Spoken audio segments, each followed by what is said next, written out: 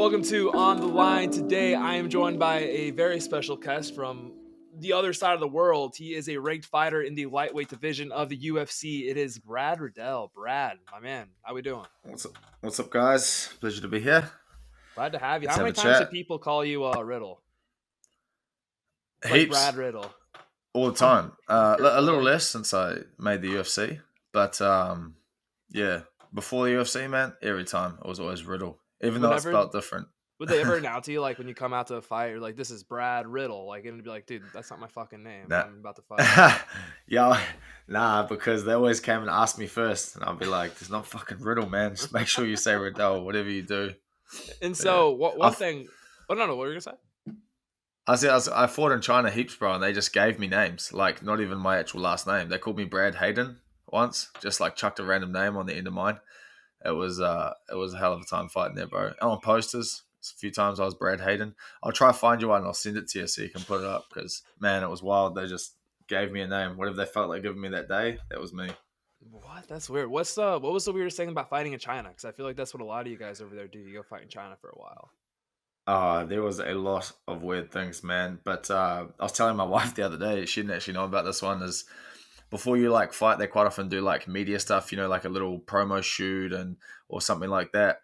And it's pretty good productions, except there was one where they were like, okay, we want some smoke for shadowboxing. They're like, we got no smoke machine.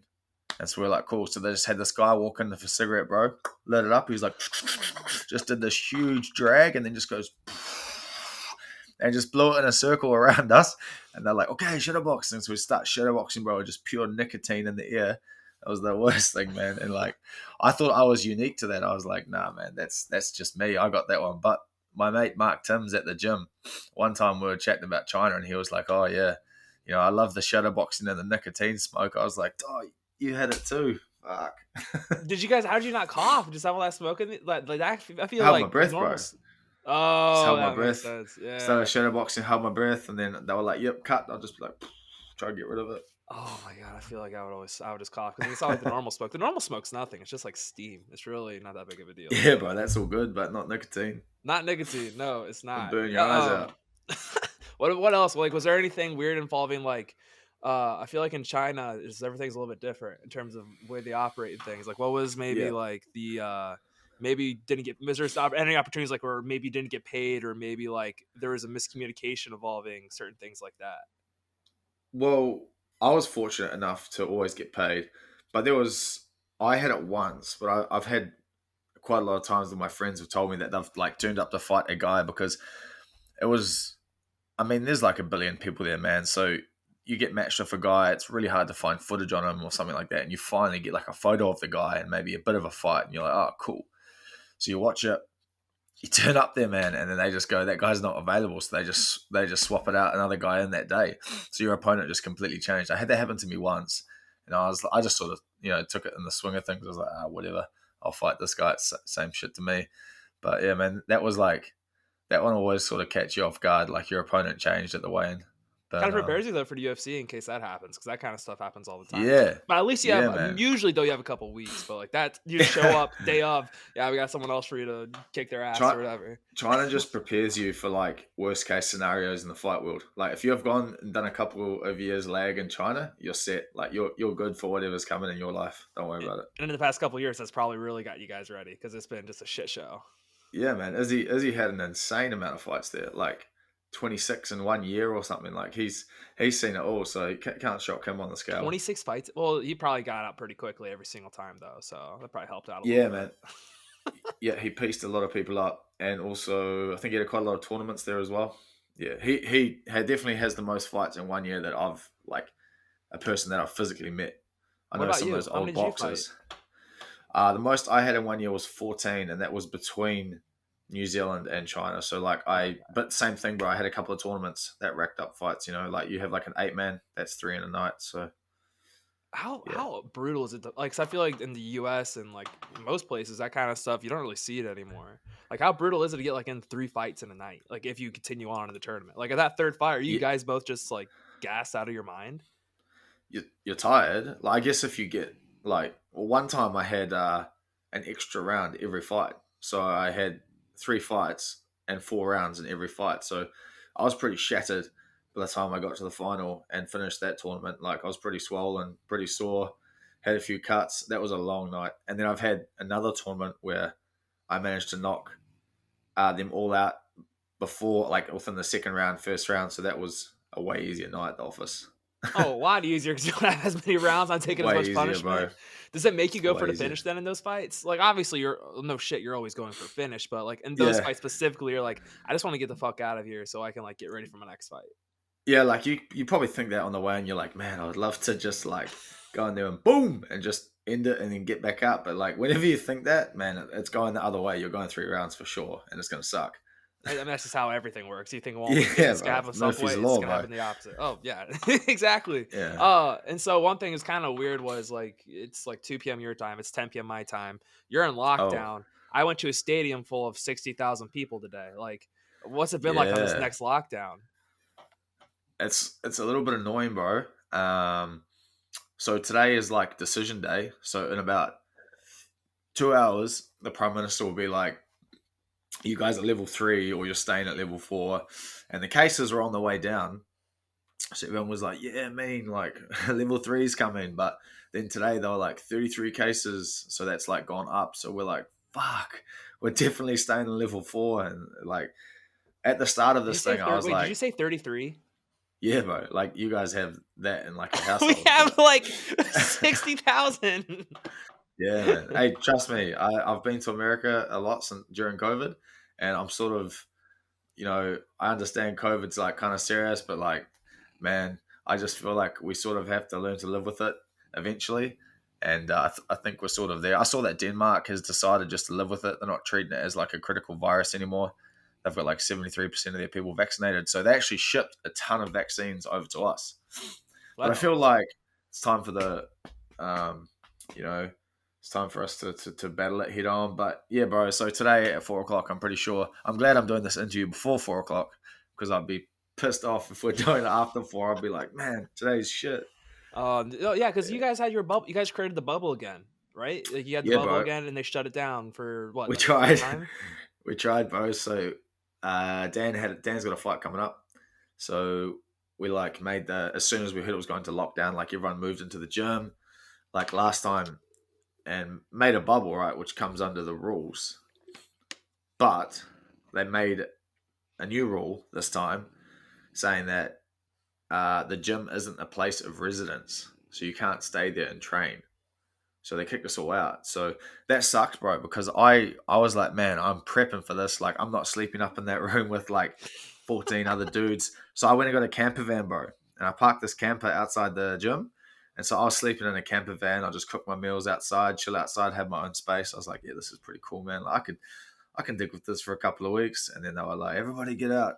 You're leaving tonight. And we were like, oh shit. So everyone was like getting out of there before the morning. But yeah, man, that makes training hard, bro. Especially if you got a fight coming up. Like Dan's situation's hard.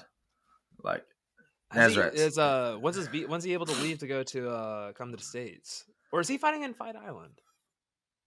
uh, bro. I don't even know. I'll have to I have a don't even look. know It either. could Yeah, possibly be Fight Island. It's with Volko, wherever Volk's one is. So that could be Fight Island. I heard rumors of that. But no, that one I think that one's in the States because okay, so he could it's the leave, pay bro. per view after that. That's back in Fight So Island. he could leave, right? He could leave now. But who, thing is, he's got a voucher home to get back in the country. We have this voucher system, right? Where you have to have this Yeah. voucher, blah blah blah.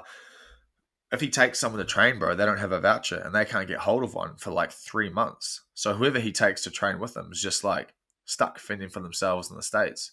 So like, does he go and train by himself, which you can't do in the sport, or does he just like do his best as he do as best as he can here, right? So it's a shit situation, bro, and the government's like not really working with us to help us train. And I think they seem to, they're like, oh, just train at home, whatever. And I'm like, I think you guys seem to forget that this isn't a game of like rugby or netball where like you're not getting hurt. Like you're getting hurt in this business. Like you need to be as prepared as you can be. It's not, and it's not a team sport, bro. You go out there by yourself and have a fist fight with another person. Like you got to let us train so that we can provide for our families, and also, have our health in mind. It's fucked. I hate No, it. for real. It's like one of those things where like you go into a cage, like, and you're literally going in there to make the other person go to sleep. Like that's Yeah, literally man. your goal Yeah, going into the cage is to put another human being to sleep. Like you gotta be able to yeah, defend yourself and like training all that. Like you need another person. You like I know 100%, bro. like some people live with others, but like I know Dan's probably lives with his family. Like his kids aren't gonna like Yeah. hold mitts for him. So like No, that's no, not no. Yeah, gonna bro. happen. It's a shit situation. Like, yeah. So I'm lucky, right? So I'm locked down. I got my wife and my daughter. I got like a bike and stuff in my room and kettlebells and all that sort of shit. But there's a rule where if somebody lives alone, they're allowed to join your bubble. So they're like, mental health and people being segregated and all that sort of stuff. So I've got a mate just down the street that he used to train Mark Hunt, and he's like still my age. He's real active and fit. So I just roll down there and we just like lay a beat down on each other like once a day, and I get some training and then I come home. So I'm pretty fortunate to have him. His name's Selby. So that's Yeah. pretty good, bro. No, that's not. That's really nice. 'Cause I remember, like, Yeah. I was watching all the videos of you guys in the bubble. Like, it actually seemed like low key. Like, it seemed pretty fun. Like, I remember it kind of reminded me a little bit of college, where you're just living Yeah. with all your boys, and you're just training, Yeah, and yeah, it then was just all hanging out good, with all the man. boys. Yeah. Yeah. It was like, you know, 10 adults got to become kids again. It was all good, like yeah, it was all good. And this one was cool too. Like the start of this one was mean. I was like, oh yeah, it's not too bad. And then yeah, they ruined it. Just as like we got into the swing of things and got comfortable, they were like, get out. We're like, Kind of got brought. You just got adjusted right back into it. What was bro. from the bubble? Obviously, probably not being with the wife and the kid and the newborn probably Yeah. sucks. But other than that, what's like the worst? What was your opinion? Like, what was the worst part of the bubble?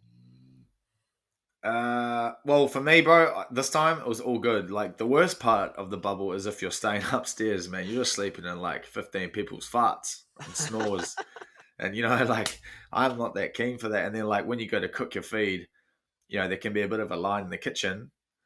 So this time was all good for me because I had everything downstairs, bro. Oh, you get a cold shower, bro, because like after like 5 people roll through the shower, Oh hot yeah, water, there's no more gone. hot water. You're fucked. You're jumping in cold, bro. But that was Uh, the only thing for me. It was a cold shower. Everything else, nah, it was all good. what was and also during the quarantine, you had like the naked Asian drone dude. Like what was that guy you kept posting on Instagram? You know what I'm Oh talking yeah, about? bro. I bumped into him via Mick Maynard's page. I saw him on Mick Maynard's, and I was like, "Fucking look at this guy!" Like, I was like, if he's actually doing that first go, first rep, I'm like, that's pretty bold. And then I decided in my own head that he was doing it, so I was like, oh, I'm gonna post this guy. This is funny. So I posted that for a while. I got some people messaging me being like, I used to be a fan and follow you, but now I'm unfollowing you because you keep posting this guy. I was like, fuck, all right then. Dude, Catch you that's later. some of the funniest shit you could ever see. Like, I they was just like, wrote all right, bro. like chop his wiener. Like, Yeah, I was like, what's man. not to love? I was like, man, life's too serious for you. Oh my god! Like, do you just want to watch me train? You want to at least see a little bit of sense of humor? Yeah, Like, man. It's bro, like another side to me. I like that side. No, it's definitely one of the weirder videos, but that kind of shit's so funny. I just hope it's Yeah. real. People still tag me in it, bro. Like he does a new one and someone tags me in it, and I'm like, oh yeah, I'll give How? it a What look. else can he do? That was the other thing. Yeah. I kept seeing new. I was like, what? How could he? How does he come up with this? How does he keep coming up with new Yeah. ones? Yeah, bro. I reckon people flick him ideas by now, surely. Oh, they just send him DMs like you should do Yeah. this, or this. I just want to know how he practices. That's more or less all I want to know. Like it's aggressive. So let's talk a little bit about fighting, a little bit more about your MMA. But before we get into UFC and all that other kind of stuff, like when you first got into MMA, wasn't your Mm. first fight ever supposed to be a Muay Thai fight? Like, can you kind of walk us through that whole Yeah. situation? Yeah, man. You've done some good research. So I I fought in Myanmar, in Burma. I was like 20, maybe 20 years old, something like that. I was training at a gym in Phuket called Lion Muay Thai, and the owner at the time, who went to jail in Phuket shortly after that, was like, "Oh, there's a fight in Burma. It's like Muay Thai with MMA gloves. You guys go up there and do it." Like me and some of my boys, and we're like, "Yeah, cool." So we cruise up to Burma, and bro, it was at that time. It was, I don't know what it's like now, but it was pretty rural, pretty cool, like real Hmm. original, man. Like dirt roads, It was a very unique place to have a fight. And so we get to the venue, make weight and all that sort of stuff, get to the venue, and it's like a cage. I'm like, oh yeah, cool. Muay Thai in a cage, that's all I can deal with that. And then they were like, oh, there's all these dudes warming up, bro, with bare knuckle boxers, like Burmese guys, and their knuckles are mauled, like just calloused like this and so deformed. Because I was like, I grabbed his hand, I just wanted to have a look at it. I was like, holy shit. And he's like, yeah, yeah. Didn't speak any English, and then just punched the wall. And it was like obviously trying to tell me that he conditions his knuckles on a wall. Tony And I Ferguson was type like, shit. damn, bro. Nah, but these knuckles had seen a lifetime of war, bro. Like they were Oh my battered. god. They were. Oh. I wish I took a photo, but I didn't have a smartphone back then. That's how young I was. But Yeah. yeah, man. So we get the rules meeting. Ref comes in. Oh, did I pull that out? No, we're good. Rules meeting. Ref comes in. He's like, "Oh, sweet. So, this is happening. That's happening. When it goes to the ground, and then me and my mates are like, when it what? When it goes where? To the ground?" And then they're like, "Yeah, yeah. Like it's MMA," and we're like, "Fuck." Okay, like we all probably had the same like internal like freeze up, like oh shit, Oh but shit! like How am I gonna deal with the ground? I don't know what I'm gonna do. we all kept the like cool ass face, and we're just like, oh yeah, all good. And but mine actually went to the ground, but I was all good. Like I'd done jujitsu when I was 14 or 15 or something. Like I had some very very low white belt knowledge, so I got into like side control, north south, and I was going for an armbar, and I think I just fell off, bro. That's how bad I was at jiu-jitsu. I went for the armbar and just fell. Stood back up, and I won by knockout. So that was how I had my first MMA fight, and then it was quite a few years after until I had another one. Oh really? So you didn't get right? You didn't get right into it. You kind of took your time, kind of kept going back into I kickboxing, and hated then it, went bro. back Nah, I into it. hated it. Hated it. Wanted nothing to Really? do with it. Wanted nothing to do with MMA. So what made you change Just your mind? Was it money? uh, not even money at the time. So when did I have another one? I think I had another one in China. I met a guy, everyone knows him, Roger Wirita. I didn't actually know who he was at the time. He was a friend of my mates. And I met him and then just was friends with him for a while. And then everyone would always stop to like get photos. And I was like, man, this guy's so famous. And then like I looked and then I realized like this guy's like a pioneer, of like MMA. And I was like, oh shit. And then I was training at the gym he was teaching at, Tiger. And he was always trying to convince me to go and wrestle.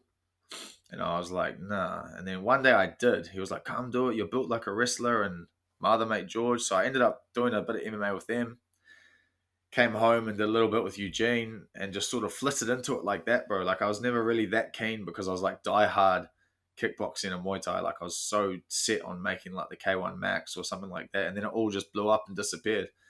And then I was trying to make Glory and I just couldn't get into Glory for some reason. I'm not sure why. And so, yeah, man, it just ended up in MMA. It's kind of luck of the draw. I mean, it's going well Just now, which fell is into great. it and yeah, it suits me. Suits me probably more than kickboxing.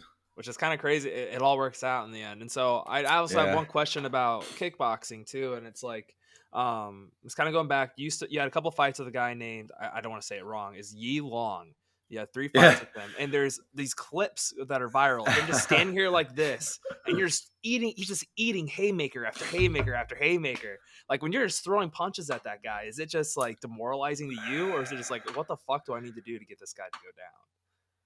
Now the way I hit now, I'd probably be like a little bit demoralized. I'd be like, fuck, I suck, like 15 years of this and I can't knock this guy out. But back then, I was just young and just full of rage, bro. I was furious that this guy wasn't going down. And I didn't really think too much of it after that either because I was like very early in my fighting career. So I was still struggling to remember what goes on in the fight, the adrenaline takes over and all that. And so I don't remember even doing it to him, man. Really, I saw it afterwards and was like, "Oh shit, damn, that guy took all that heat." But in the moment, man, I couldn't tell you what was going on. But I was obviously trying to put him down. Well, I mean, yeah, the Yeah, guy's just stands like, come on, give me your best shot, and it's just like, yeah, bro, that's crazy. That guy's crazy. he is a crazy dude, bro. He's actually quite a nice guy as well. Like when I went and fought him in China, he was like always super polite to me. Even after that fight, a real nice guy. Very very famous in China. Very, very famously not China. surprising based on like with some clips I've seen of him fighting. Like I feel like he's probably a very Yeah, exciting guy to he's like watch. an actor and stuff, man. He kills it over there. He lives a good life. Oh, I bet he does. And so this wasn't really demoralizing to you, but like when you're in your UFC debut, when you were fighting Jamie Malarkey, uh, you gave him a broken jaw, but then you also gave him like the most ruptured ear I've ever seen, like maybe the most grotesque things I've ever seen. When you see like something like that bursting out, does there a part of you that's like, I'm not gonna punch that because I don't want it to burst all over my hand, or does that ever come uh, into your mind? so I'll have to correct you because I am mates with Jamie. So we and like he had his last fight and like I helped him warm up and stuff. I spent a lot of time with Jamie during the week I was supposed to fight Gregor. Yeah, So it looked like his jaw was broken, but it wasn't. yeah, His jaw was not broken. It was unreal, man. Like really. a lot of people thought it was, and that rumor just started circulating just because I don't know. Maybe his jaw was just hanging from fatigue. Like I was just as tired as he was.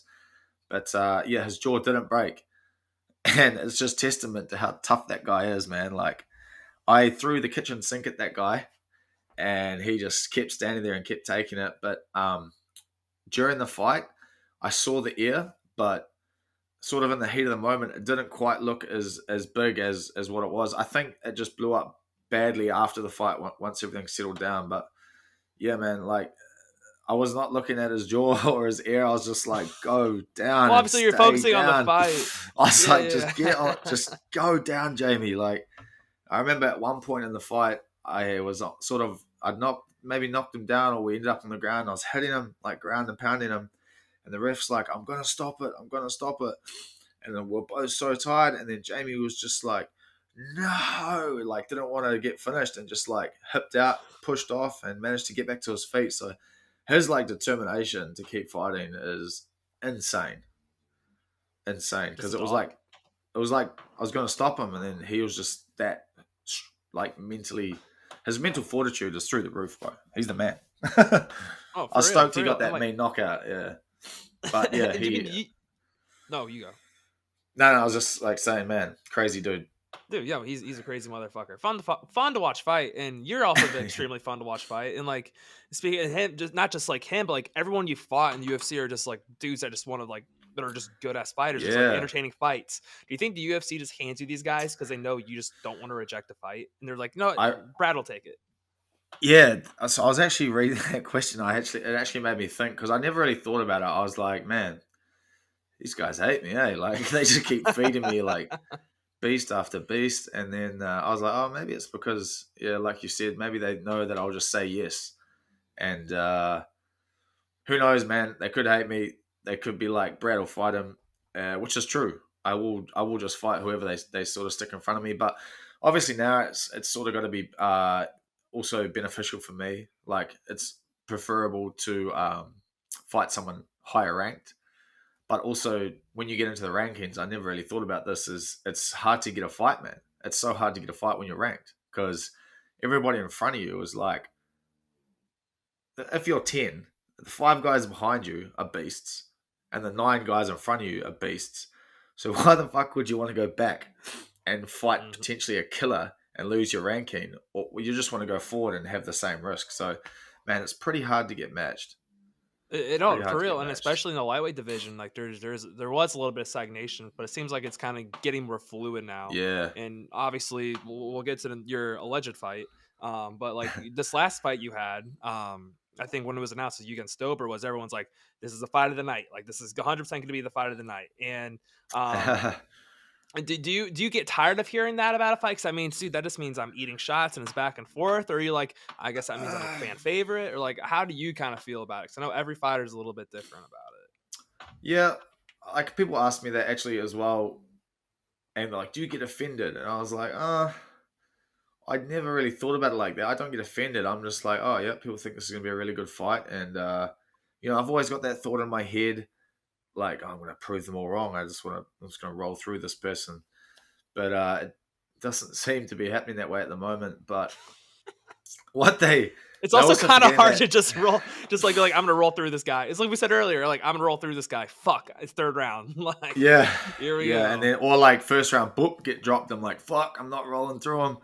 But yeah, I don't mind. I don't mind. You know, it's all these fights are going to be hard, and I'm sort of getting more comfortable as I have more. I haven't had a lot of MMA fights, right? I sort of had a few, and I sort of jumped in the deep end from the get go with like really experienced people, and just was gaining my momentum as I went. And I'm still not quite there yet, in my opinion. I think that I have, you know, a bit more time and a few more fights till I really get my feet on the ground in the octagon, and will be able to really show how skilled and how good I am. I still like feel like I'm a, I start a little bit stale at the moment, then I get going, and then I like with Drew, right? Got set on my ass, and then the ball started rolling, and then I was like, all right, I'm gonna fight, and I felt more comfortable in there. But yeah, the the best is yet to come. Well, again, yeah, you've only been in MMA for so long, Yeah, and I was going to ask about that. So, like, you like to swing in the pocket, you like to be an exciting fighter, and you take these like swing in the pocket because I mean it's a high risk, high reward kind of thing. But after a fight with yeah. like Drew Dober, do you look at that? And you're like, maybe I want to be a little more calculated, or are you still going to kind of be fight that fight style? Like, kind of I what do you think?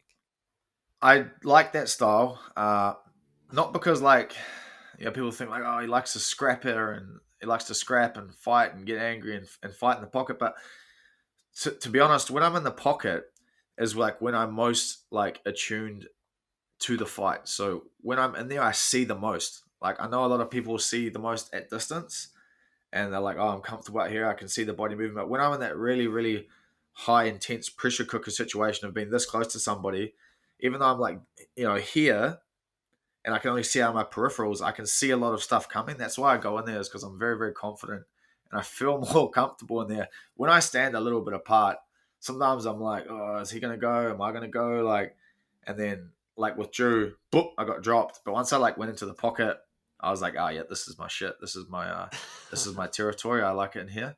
So that's why I go in there a lot. It's because I'm very comfortable in there. It makes a lot of people are. Everyone's different with the way they fight, and it's always Yeah. A lot of people that's what makes don't like MMA that. interesting. No, yeah, Yeah. yes, there are some people who don't like it. I Yeah. mean, you got a good chin. And which, speaking of the chin, you sometimes you get rocked. You either lose your head or you lose your legs. Or Yeah. you lose both, obviously. Right. For you, which one would you prefer? If you get rocked, you rather lose the legs or would you rather lose the headspace? Because I know each has their own little Yep. pros and cons. I've had both. Well, yeah. With Drew, I sort of lost my legs. That's why I sort of shot in, right? So I saw him come in to hit me, and then I was like, I tried to move, but I was like, oh shit, my legs are gone. So I just like sort of dropped and shot. So I was still thinking good, but to be honest, I think I'd rather lose my legs than my Rather head. lose the That's for legs? sure. Because I mean, at Because least when at your that head point. goes, I mean, if you can't see anything, there's nothing good coming out of that. No. I definitely not. It's nothing good. You might like try escape the wrong way, or fuck that. I think I'd rather lose my legs. Okay, makes sense. Well, when you lose the legs, go to the ground. But I mean, there's been so many examples of guys losing legs and just shooting for a takedown. Like I swear to Yeah, God, they can drill it. Which if you lose your head and can't really see. So yeah, yeah, I feel that. And so let's talk about the alleged fight. yeah, Because again, you never know what'll happen. But for your next alleged fight, as I said earlier, you get into these fight of the night kind of fights before they're even like started. Like right now, I assume everyone's gonna say your fight with this alleged person is gonna be fight of the night. Um, yeah, and then I've kind of already asked about like that kind of stuff, but like how do you prepare for these kinds of fights and fights that like he likes to stand and fight, he wants to stand, you want to stand? How do you prepare for these? Just kind of I don't know, like what do you go into with it? yeah. I like. There's always a game plan from my coaches and stuff like that, and I've always followed them to the best of my ability at the time in there. And a lot of my fights are very instinctual as well. So sometimes I like sort of waver off the game plan and waver back to it. Depends how it's going. But like the next opponent is yeah, like you said, man, it's probably going to be like another fight of the night or something like that. Like, you know, there's going to be some heavy shit thrown, that's for sure. And it'll be very, very exciting. And you guys, like everyone obviously already pretty much knows who I'm fighting. It's just I can't say legally. But Well, when at the time of the interview being done, we can't legally say it. So yeah, yeah.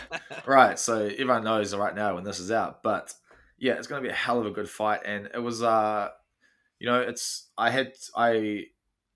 it was inevitable, right? Because there's only he's very good and I'm very good. I knew this we were going to meet up eventually, right? I just thought maybe it would be a little bit later, a little bit when we're a little bit higher ranked, but no one's available.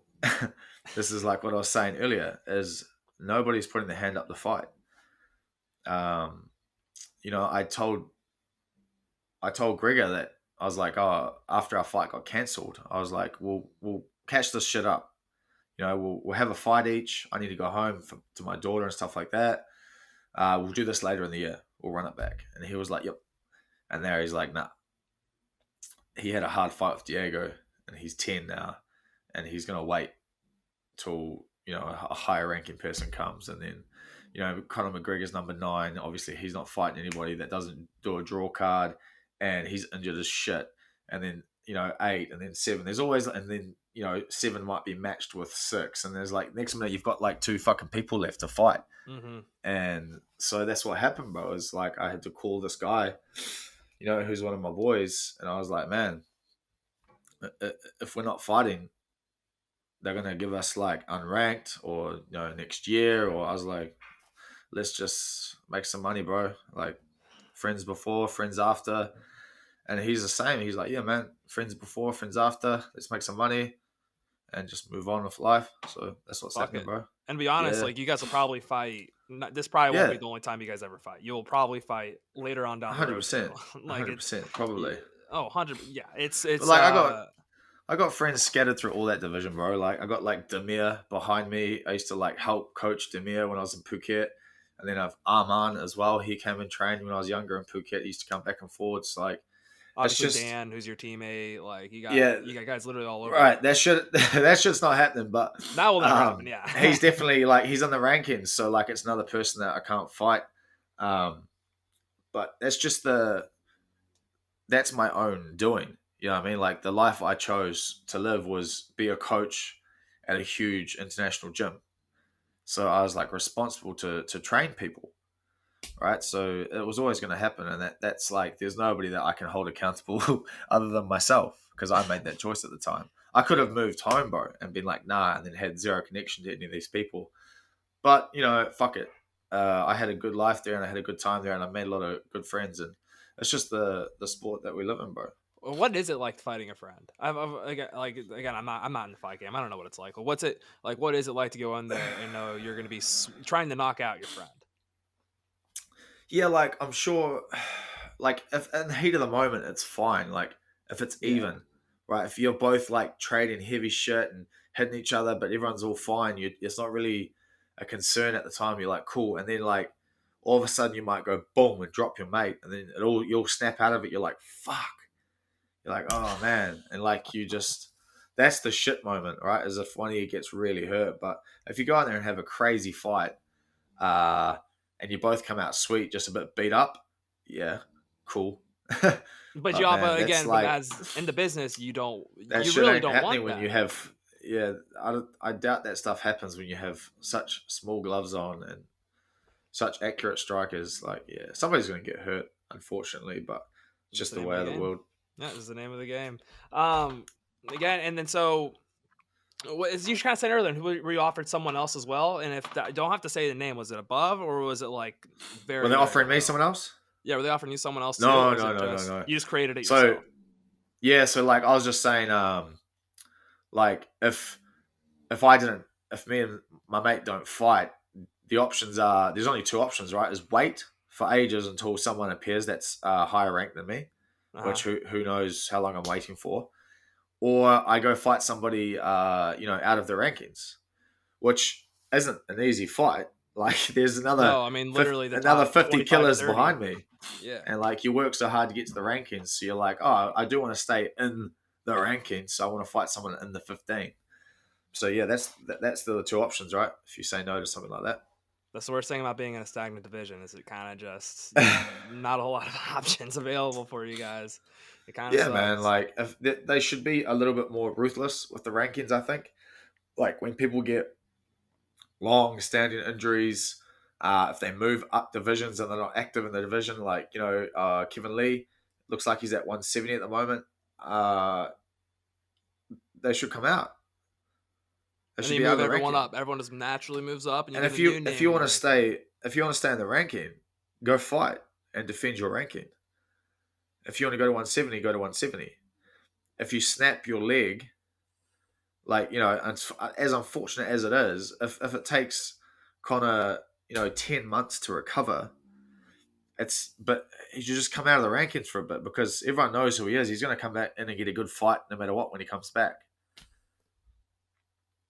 You just need to keep you got to move people around so you can keep Man. fighters in the division moving around instead of having a bunch of guys waiting for fights, and you just see Yes. people sidelined forever. What was it like?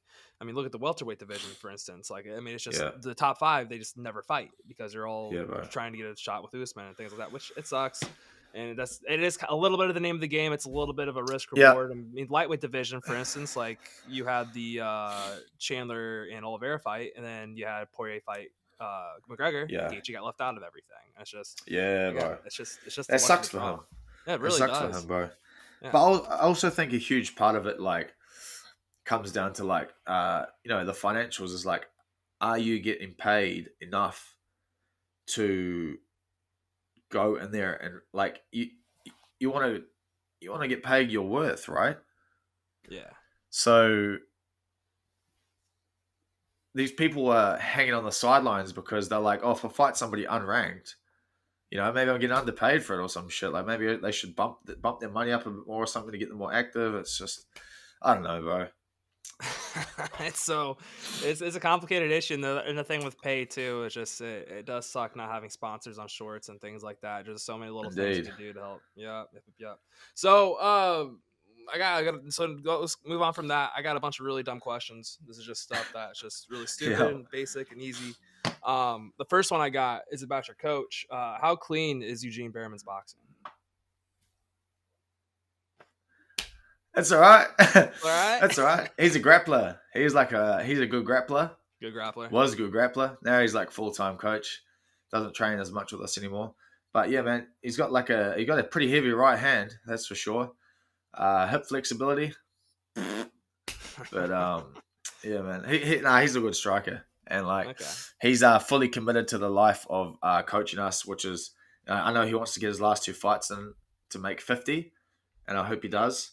But man, it's a very, very full-time job coaching, 5 or 6 UFC fighters, and then a huge amount of other fighters we have in our gym that are beasts as well. It's hard. Yeah, I mean, there's so many different guys in your guys' gym that are just killers all over the place. Who was the biggest troll in terms of let's go back kind of to the bubble. Who was the biggest troll during the bubble? Who was the biggest instigator, the biggest joker? Oh, I know you were really good with Photoshop, so you can say I wouldn't say I'm the biggest troll though. Huge messes with people a lot during lockdown. Maybe he gets bored. I don't know, but he had a cry. He didn't have a cry, but he had a lot of goes at people giving them shit and stuff. And then I know Kai had a big whinge about me in some interview about always giving my opinion on what's something he's doing. It all came out at the end, but it was all bottled up, and then it came out in the interview. And he's like, "Fucking Brad, tell me this, and give me his opinion," and we were like, "Oh shit, where'd that come from?" How'd you get your massive lats? Is that from training or is that natural? Yeah, probably from training. I got really obsessed with a lot of pull-ups at one time in my career when I was very uneducated about fighting. You look at YouTube and you're like, that's a good idea. So I used to see Borkow doing heaps of pull-ups and chin-ups and climbing that rope. I just spent shitloads of time doing that, bro. And maybe that was it. But I don't think I could not climb up the rope. That was one thing. Sucks, I don't know. I never tried. Never wanted to do. I was also a fat kid growing up, so if I even tried, I would have died. How did you and Izzy end up being in Carlos Ulberg's corner for his Contender Series?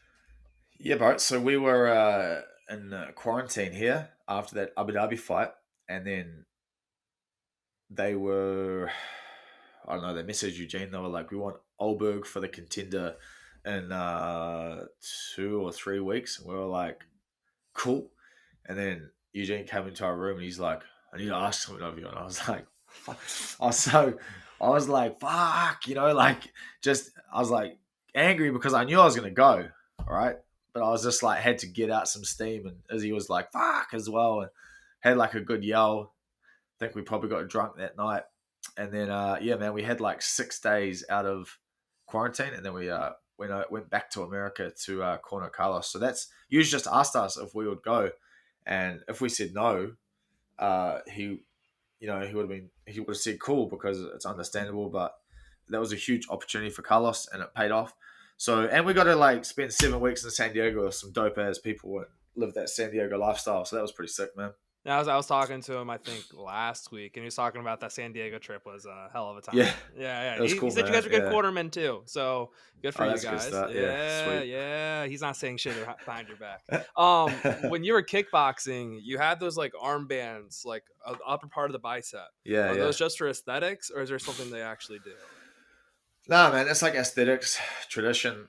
Um, I wore them out of respect, I guess, for like the Thai trainers because they wanted me to put them on when I fought, and I didn't wear them too many times in my career because I always sort of felt like it was sort of intruding and not, yeah, like it wasn't my place to wear those. I felt like that was the Thai tradition and it was theirs, something that they owned, and yeah, so I wore them a few times out of respect, and then I didn't wear them too many times after that.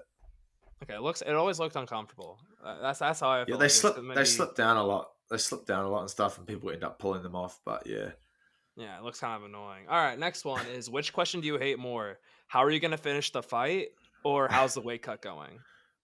how's the weight cut going? I fucking hate that, eh?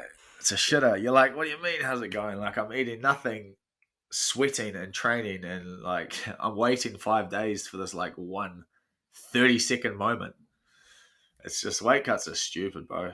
They It make no sucks. sense. It sucks. There's so many bad scenes of people in it. What's your so obviously the rehydration is fantastic, but like what's your favorite thing to do right after the weight's over? Right after weight cuts over? What's your go to? Oh, bro, I literally just lie on my bed and drink. But the best feeling is like when you're like drinking and you eat a bit and you get to this point where you feel like you're gonna pop. And you might, like last time I felt like I was about to pop and I sat up and just did this like relief burp. It just came out, bro, and I felt like I deflated. And I was like, oh, I'm hungry again. I'm thirsty. That's probably the best moment. But Okay. yeah. In Arizona, bro, I just floated around the pool for ages. That was pretty good too. That's probably a great feeling just being able to relax for a little bit right before you're Going about to go from to war super with hot, somebody. yeah, bro, going from super hot in the bathtub, cutting the weight to like lying in a cold pool, I was like, yeah, that's pretty good. How sick are those zip up saunas? They're hit and miss, bro, but when they're on, they're on. Like when I cut weight for Gregor, I don't know if we had like a faulty one or some shit, but that thing was like 60 degrees Celsius. So I don't know what that is in Fahrenheit, but Yeah, I don't know it was cooking in there, bro. I was pissing it out and like I made weight in like an hour. It was like 3 kilo came out of me. It was crazy. Maybe we should just do that again. Makes it a little easier, I guess. Yeah, but sometimes, bro, they don't go. Sometimes, That's like true. last time we had one that went to like 30 degrees, and I was like, fuck, this is so hit and miss. Oh man. Oh, what's more of a mark of a fighter, the broken nose or the cauliflower ear? Uh, cauliflower is probably broken nose is like you get hit a lot. That's what that shows.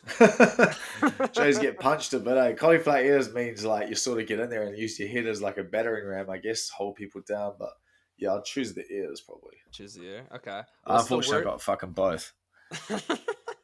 Oh, what's the worst injury you've had going into a fight? I've had like a torn MCL. I Really? fought. Yeah, I had an MMA fight, so I did it in Phuket, maybe like a week before I was supposed to go. So I just, elevated my leg for pretty much a week and just did like a lot of boxing and stuff like that, and went into that fight, and that was a very static fight. I Oh, didn't do a lot of moving in that, and the guy also took me down and put like an ankle lock on me.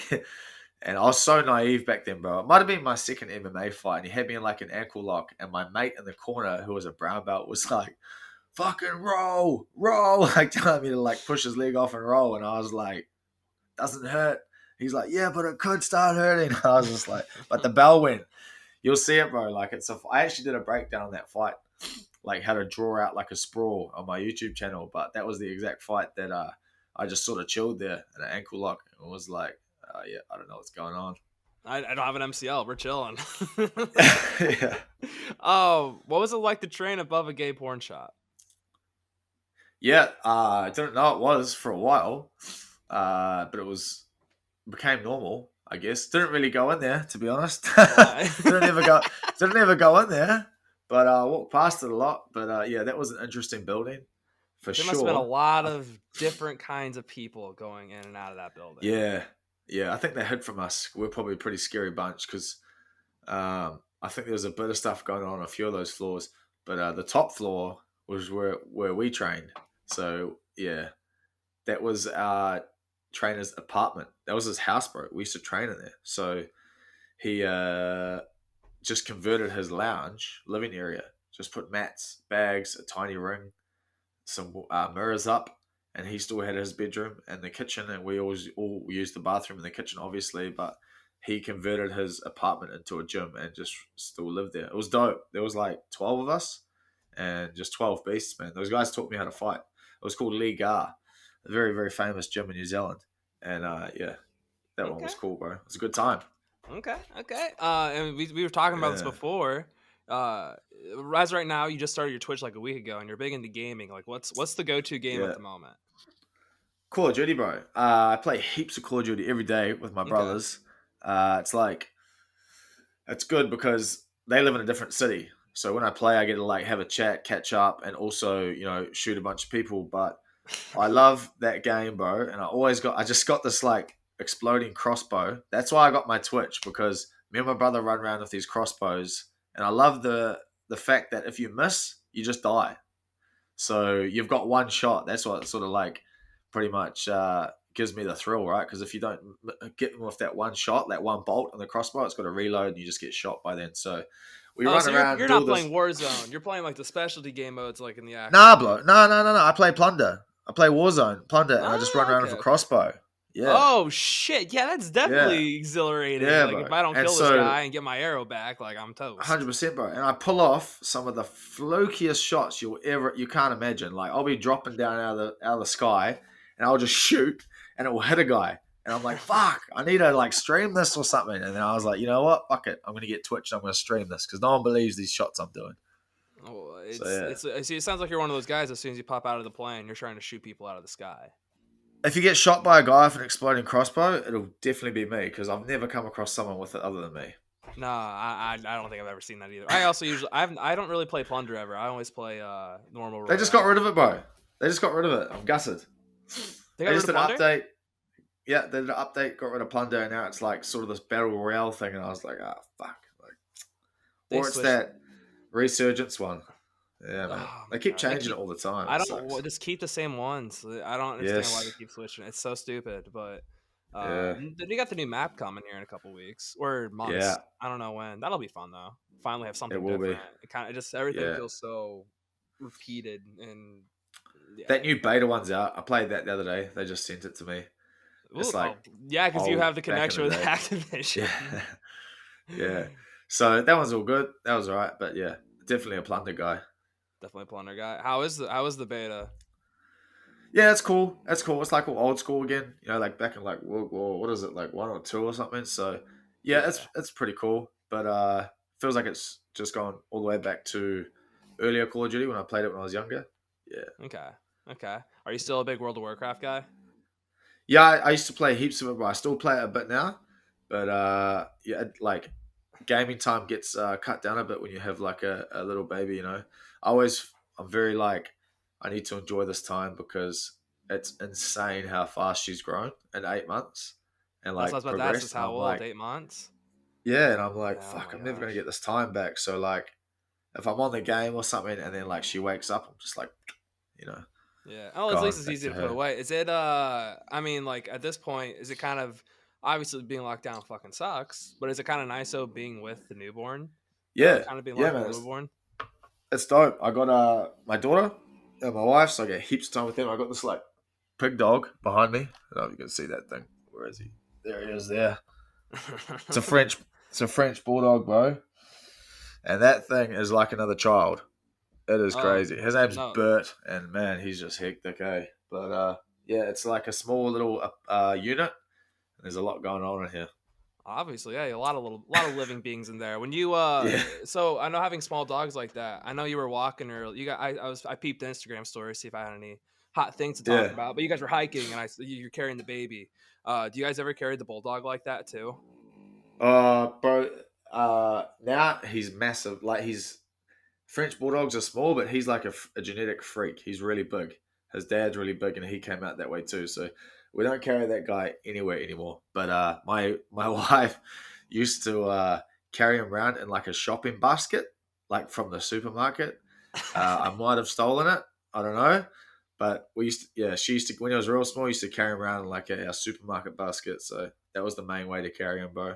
I don't have one of those like weird things you see on Instagram how it like holds the dog and shit. But It's like a baby holder for the dog. Like yeah, bro. it's the weirdest. Yeah, There's I've always had a bigger dog, so I've never had anything like that. yeah, there's one I've seen in Thailand, but I've been driving on the scooter, and I was like, "What the fuck is that?" And then there's like a backpack, and it's like a bubble, and it's clear, and there's like dogs in it. And they just drive the scooter with this backpack that's ventilated. It's like a solid plastic bubble, and the dog just chills in there, like driving along as well. But I don't think I'm a Thailand's fan got of that one. no man. Hey, honestly, until you go to Thailand, like anything can be carried on a scooter. And I mean anything, bro. I've seen double beds. I've seen a cow on the back of a scooter. I've seen everything in Thailand on How scooters, the bro. It fuck is would a scooter wild. move with a cow on it? They can just put it on the back, bro, on this like carrier thing, and it just sacks out real hard. Yeah, Oh, I've yeah, seen like probably. six people, 7 people on a scooter. It's wild, man. Like when you're, it is like when you're, like a little bit, from a poorer country and it's expensive to buy cars and stuff like that, right? The income's a little bit lower there. You just make it work. Well, obviously you make it work. Get a fucking cow Yeah, on a bro. scooter. You make it work, bro. You Yeah, make it that's why I work. love the Thais, bro. They're the best people. They're dope. Hey, make the best of what you got. That's the best people, right? Out out. For real. So with all that said, man, like that's all the questions I got for you. So you got a fight coming here in a couple weeks, maybe next week. I'm not sure exact date when this is coming out, but hopefully Yeah. the Switch is up and running at this point. But if there's anything else you want to promote, any sponsors you want to thank, go ahead. Oh, yo, I'm cool, man. I was coming here to talk to you guys. So yeah, that's all Dude, good, bro. appreciate it. Yeah, Appreciate I'm it. All happy. right. Yeah. So for me, for Brad, we're out. Peace.